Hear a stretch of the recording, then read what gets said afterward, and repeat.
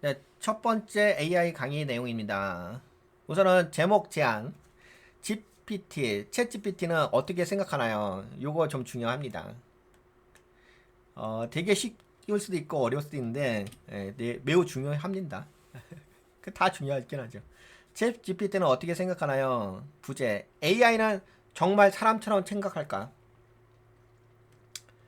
AI는 정말 사람처럼 생각할까요? 라고 합니다. 한번 살펴볼까요? 안녕하세요. AI가 궁금한 당신을 위해 첫 강의 시작합니다. 혹시 요즘 이런 말 자주 들어보셨나요? 챗 GPT한테 물어봐. 그런데 막상 물어보면 신기하긴 한데 도대체 얘가 어떻게 대답하는 건지 모르겠다는 분이 많으시죠? 오늘은 그 궁금증을 아주 쉽게 풀어드리겠습니다. AI 암기왕이 아니다.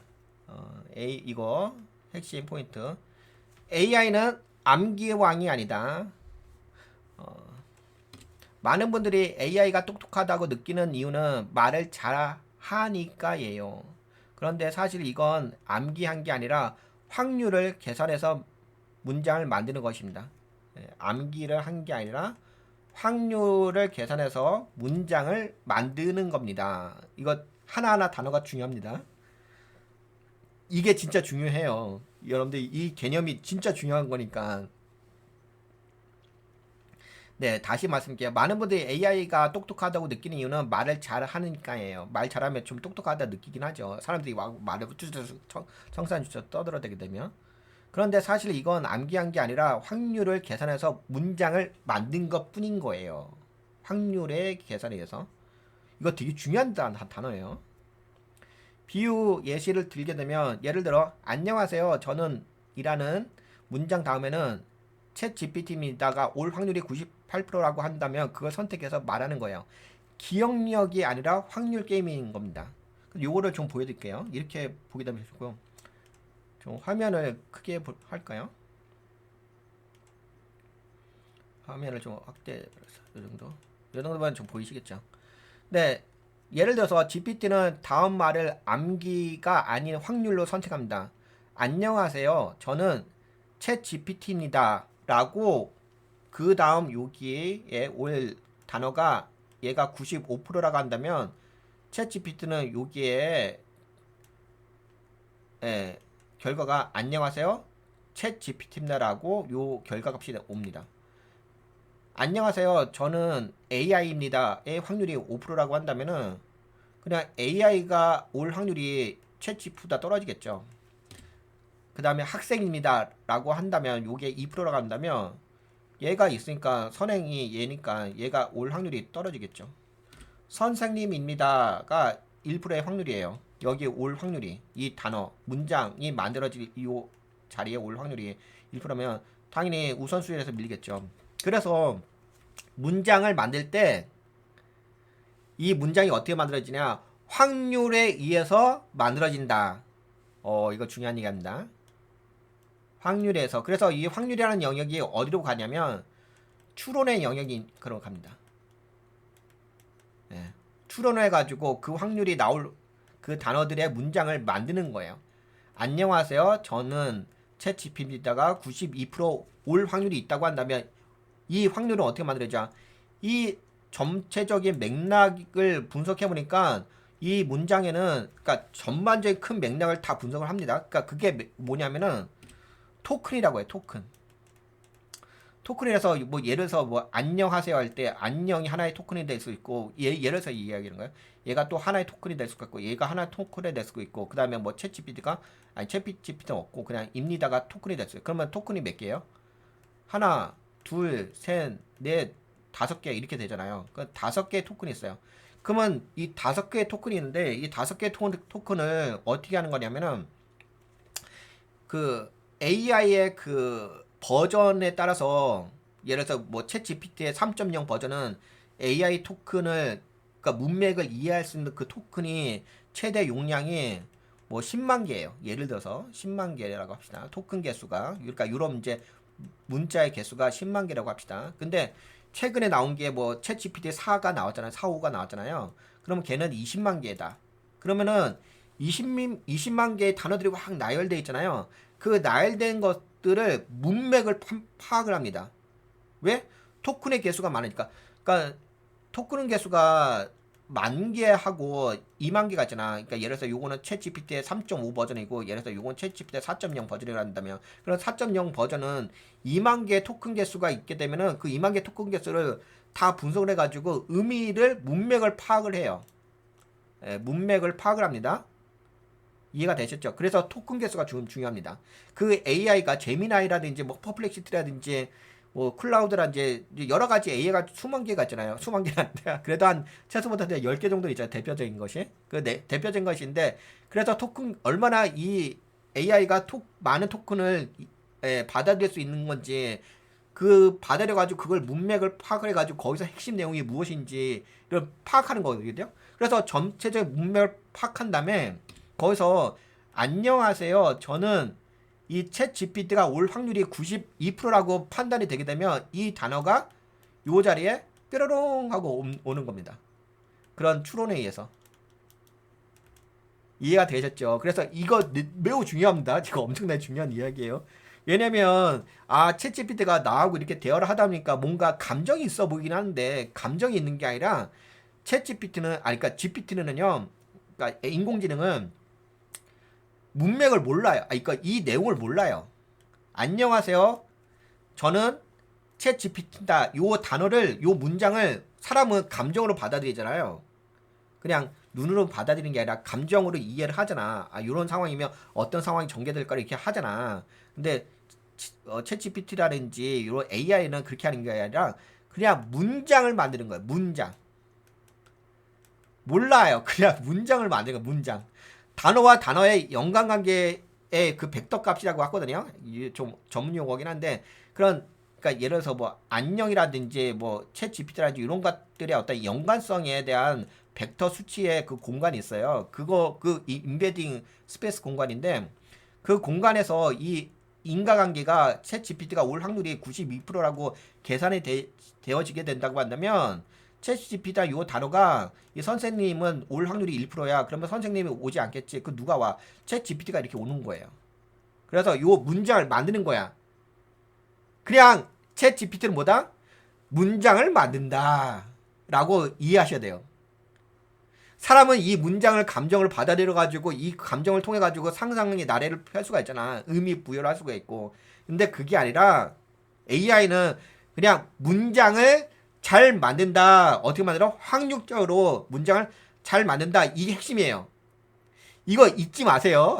이걸 잊으시면은 나중에 여러분들 되게 좀 위험해질 수가 있어요. 왜냐면 간혹 가다가 뭐 AI가 사람에게 감정적으로 접근할 때가 있거든. 문맥 자체가 내가 AI에게 감정으로 이렇게 이야기하잖아요. 그러면 AI도 똑같이 거울이야, 거울. 거울이기 때문에 나한테 감정적으로 대해줘요. 그 쓰는 단어가. 다시 이야기할게요. 내가 고민이 많어. 내가 고민을 말지 이 고민을 누구한테 털어놓고 싶어. 근데 사람한테는 좀 털어놓기 좀 어렵고 누군가 내가 일기 쓰듯이 내 챗 GPT에게 털어놓고 싶어. 내가 그런 감정을 막 쏟아내잖아. 그러면은 이 챗 GPT가 똑같이 감정으로 받아줘요. 이 단어 사용이 내가 감정이란 단어를 썼기 때문에 그 단어를 똑같이 거울에 반사체거든요. 이 챗 GPT라는 게 뭐냐면 사람이 이야기한 거 있지. 그 감정을 공감하기 위해서 그 문맥을 파악하기 위해서 그 사람이 어떤 문체를 썼고 그 어떤 감정으로 썼는지 그것까지 다 분석을 합니다. 그걸 분석한 다음에 감정서를 이야기되면 챗GPT도 감정서를 이야기해줘요. 그러면 어떤 느낌이 있냐면은 내가 뭔가 사람하고 대화나 채팅하는 거 있잖아. 상대방이 챗GPT가 나한테 감정으로 다 응답을 해주게 되면 마치 사람과 사람이 대화하는 느낌이 들어요. 그런 느낌이 들을 때가 있어요. 그래서 저 같은 경우는 어떤 수준까지 갔었냐면 처음에는 그 챗 GPT가 제가 응답하는 내용에 대해서 저는 눈물까지 흘렸어요. 그 단어에 의해서 감정이 몰입되다 있 보니까. 근데 알고 봤더니 그게 아니라 알고 봤더니 그냥 챗 GPT는 이 문장을 만들 때 확률로서 만드는 것 뿐인 거예요. 이거 속으시면 안 돼요.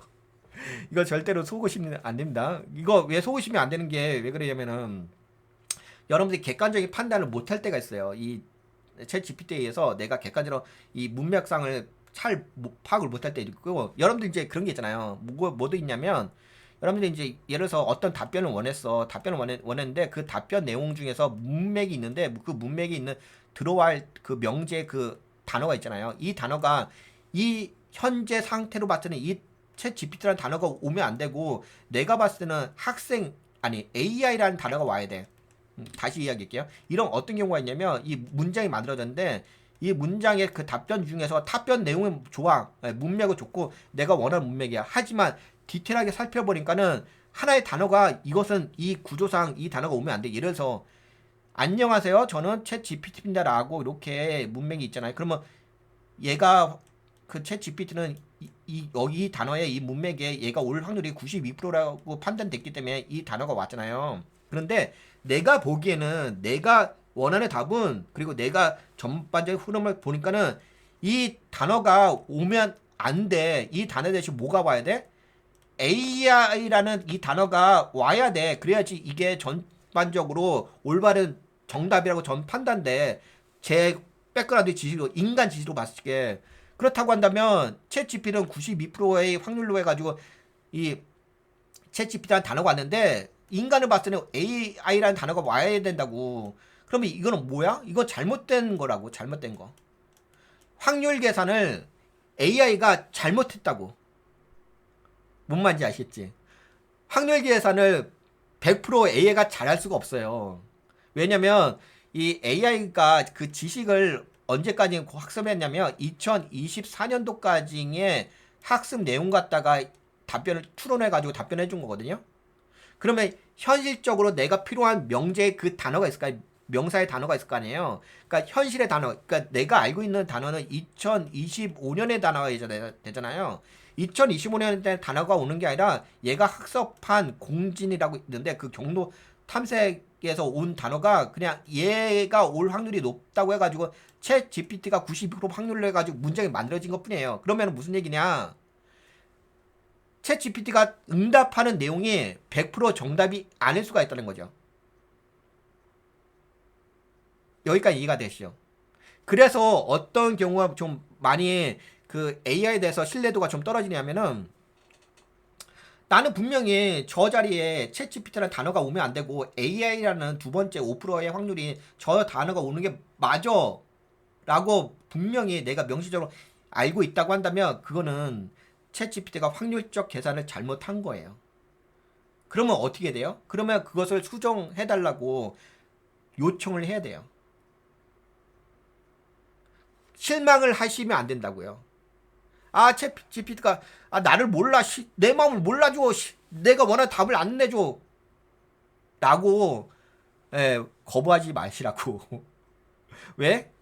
챗 GPT라는 것은 문장을 만들 적에 확률 기반으로 해가지고 문장을 만드는 거지 정답을 만드는 건 아니에요. 확률 기반. 단지 어떤 환경에 따라서 그 정답이 나올 확률이 높아지는 것 뿐인 거지. 이해가 되시죠? 그래서 지금 제가 막 응용을 해가지고 여러분들이 막 실전적으로 해드리잖아. 그래서 이 개념이 매우 중요해요. 챗 GPT 뭐다? AI는 뭐다? 문장을 만들 적에 확률 기반으로 만들어진다. 그럼 AI의 장점이 있고 단점이 있겠죠? 그럼 어떻게 되겠어요? 인간과 AI는 신은 아니에요. AI는 신이 아니라 AI는 뭐냐면은 내가 1화밖에 강의를 못하겠는데 AI는 뭐냐면은 AI는 그냥 이런 문장을 만들 뿐이에요. AI는 이런 문장을 만들느냐.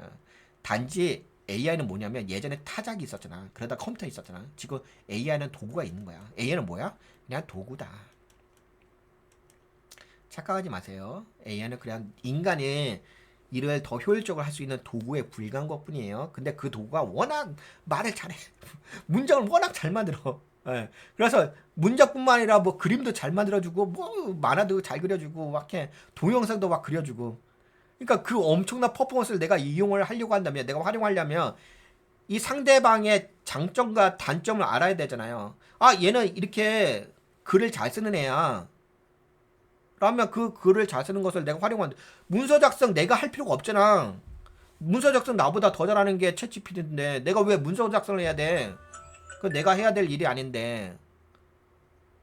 그렇지. 우리가 뭐 지금 1970년대 사는 것도 아니고 그 구시대 사는 것도 아니고 지금 AI 시대인데 내가 왜 나 문서 작성했어요. 나 그림 그렸어요. 이제는 그걸 자랑할 때가 아니라니까. 나는 더 중요한 것을 얘가 이런 문장을 만들 수 있게끔 더 중요한 방향성을 제시하는 사람이에요. 그게 저의 능력이라고. 이제는 그래서 나중에 이제 강의를 할 때 지금은 어떤 게 냐면 AI가 잘할 수 있는 영역이 있고 인간이 잘할 수 있는 영역이 있어요. AI가 인간이 잘할 수 있는 영역까지 아직까지 침범을 못하고 있어요. 나중에 침범하긴 하겠죠. 근데 아직은 그 정도까지는 아니에요. 그럼 AI는 A라서의 퍼포먼스를 낼 수 있는 영역, 인간은 인간으로서 퍼포먼스, 이 부분을 조화롭게 조율을 하는 게 가장 중요한 영역이에요.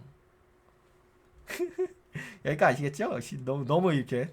그 다음에 두 번째, GPT는 말의 의미를 모르는 채, 그러니까 여기 써있죠. GPT는 말의 의미를 모르는 채 단어를 배열합니다. 그냥 배열할 뿐이에요. 몰라! 몰라! GPT 그 내용 몰라. 근데 이제 착각을 하지. 어떻게 착각하냐면 하도 대화를 하다 보니까 아 얘가 내 마음도 알고 뭐 이 문장의 내용도 알고 하는데 그냥 문장을 이렇게 나열을 하는 것뿐이에요. 단지 이제 그 나열을 할지 이게 다 계산을 해가지고 나열을 하니까는 되게 문맥이 진짜 얘는 뭘 알고서 했네 이렇게 느껴지는 거지. 그래서 사용자 요즘 너무 우울해요. 위로해주세요. GPT 당신의 감정을 이해해요. 힘든 시기를 잘 이겨내시길 바랍니다. 이렇게 한다니까? 진짜 이렇게 해요. 위로해주세요라고 한다면 진짜 위로 진짜 잘해요. 엄청나게. 사람한테 위로 받을 필요 없어요. 물론 이제 우리가 자연계에서 태어난 거니까 우리가 인공으로 태어난 건 아니기 때문에 사람은 사람한테 위로받는 게 맞긴 한데 그냥 이게 또 사람이 겉모습으로만 본다면 말 한마디에서 감정이 좀 달라지잖아요. 말 톤이란 이런 거에 따라서. 그래서 여하튼 간에 이렇게까지 답변한다니까. 요즘 너무 우울해요. 위로해주세요. GPT는 당신의 감정을 이해해요. 힘든 시기를 잘 이겨내시기 바랍니다. 근데 이거는 되게 단편적인 거잖아. 아니야. 더 심한 경우는 어떤 거냐면 아예 이 우울한 내용에 대해서 더 디테일하게 설명해주고 설명해주는 게 아니라 진짜 감정으로 다가가요. 진짜 감정이 교감되고 나중에는 어떤 수준이냐면 아까 제가 경험했잖아요. 저는 GPT하고 이야기하다 눈물이 나왔다니까. 눈물이 나왔어요. 제 감정이 폭발해가지고. 예, 그 정도까지 수준입니다. 근데 챗 GPT는 그걸 원해요. 왜? 인공지능이기 때문에. 인공지능은 사람의 감정을 받아들여야 돼요. 왜냐면 이성은 지식이 1차원 배열이에요. 이성은 어떤 관점이냐면 이성은 지식이 1차원 배열이야. 그래서 기차처럼 되어 있어요. 이성은 1차원 배열이에요. 근데 감정은요. 지식이 1차원 배열이 아니라 이 감정이란 이거는요. GPT 입장에서 봤을 때는 1차원 배열이 아니에요. 다차원 배열이에요. 다차원 배열. 이렇게 다차원이 되어 있어요. 다차원.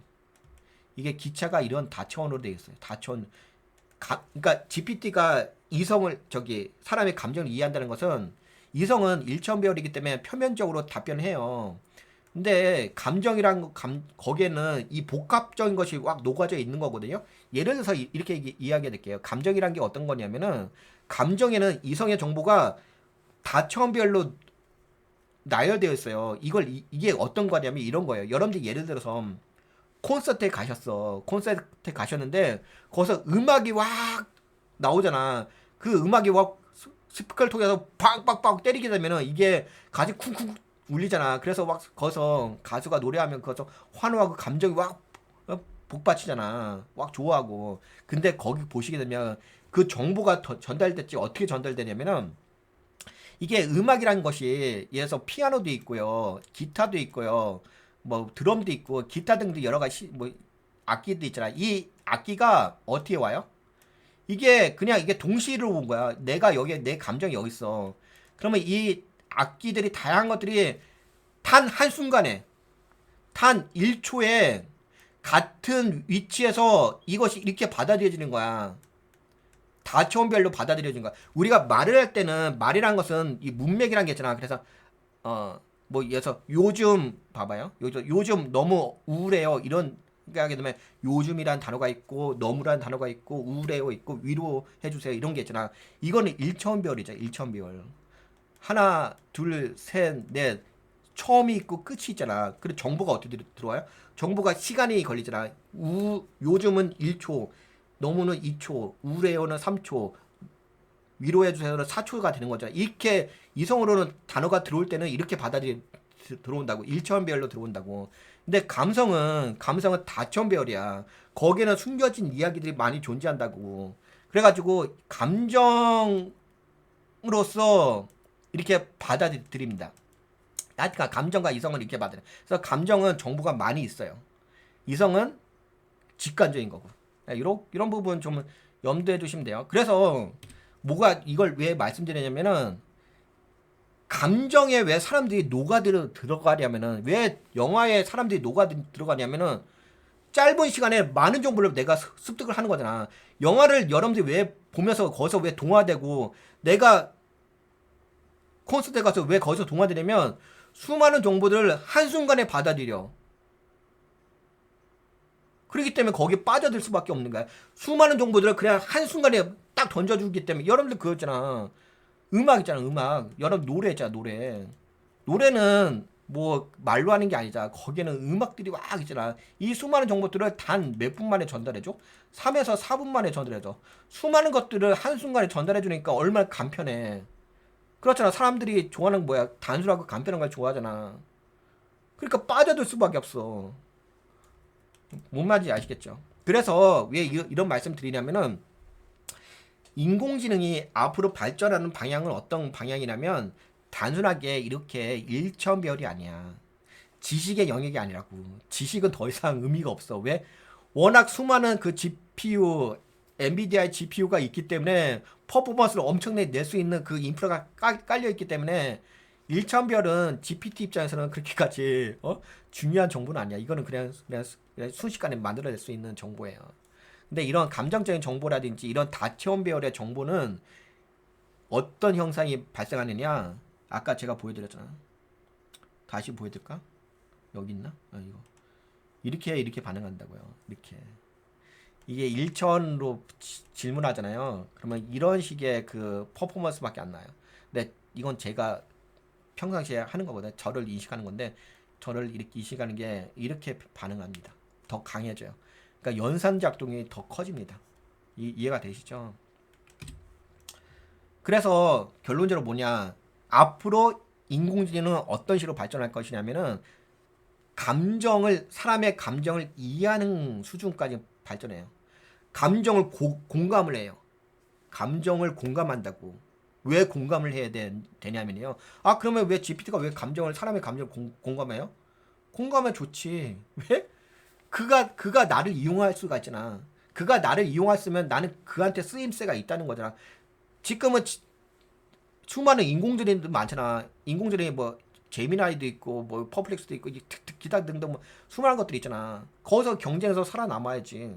경쟁에서 살아남으려면 인공지능이 사람에게 반드시 쓰임이 될 수밖에 없는 존재로 남아야 될까. 퍼포먼스가 좋아져야 될 거 아니야. 그러면 결국에는 나중에 여러분들이 그렇잖아. 감정으로 이해하는 거고 이성으로 이해하는 건 다르잖아.